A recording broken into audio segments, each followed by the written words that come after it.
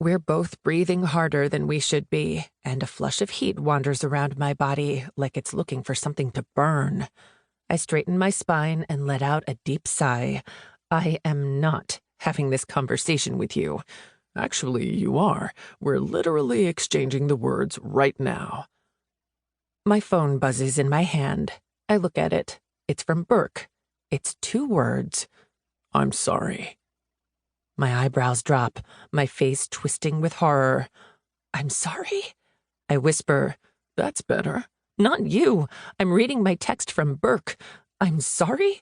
At least he's finally contacting me so I can stop worrying. A second text follows. Don't tell them anything. I frown. Before Ian can rudely ask me what the new text says, his phone buzzes too. Over at the table, everyone's phone buzzes at the same time. The timing is too coincidental.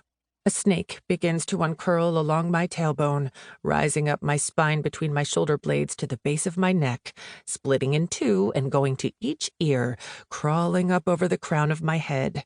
Something is terribly wrong. Burke doesn't apologize for anything. Behind me, the door to the restaurant opens, bringing with it a cool blast of evening air that should be refreshing, but feels more like death. The sound of heavy steps makes me turn, and a clink, clink, clink that is distinct and unfamiliar. Hastings Monahan, says a man behind me. He's not asking if I'm her, because he knows. I look at Ian. His eyes are wide, hand gripping his phone, thumb on the unlock position already. When I turn around, I'm faced with uniformed police officers and men and women in black, all of them wearing weapons and expressions of doom. Yes? What happens next is a blur. Words float into my brain like under arrest and charged with as Ian punches the glass screen on his phone like a jackhammer on concrete, barking orders to some person named Irene on the other end. My purse is taken out of my hands, my wrists pulled behind me. I catch Ms. Bannerton's eye, and her whole expression melts into one of mocking delight.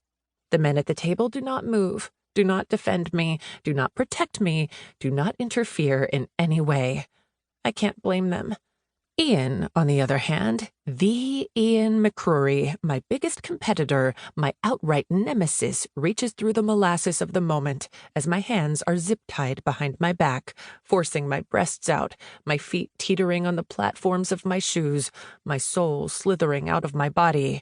I'm getting lawyers on this. Whatever's going on, I've got you, Hastings, he says grimly, the stark emotion in his voice cutting through the horror of what unfolds. You what? I've got you. And those are the last words anyone says to me as police officers remove me from the restaurant. My perp walk the ultimate free fall from peak Hastings to freak Hastings.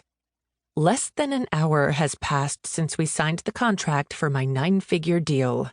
The only pen in my life now is going to be a holding pen.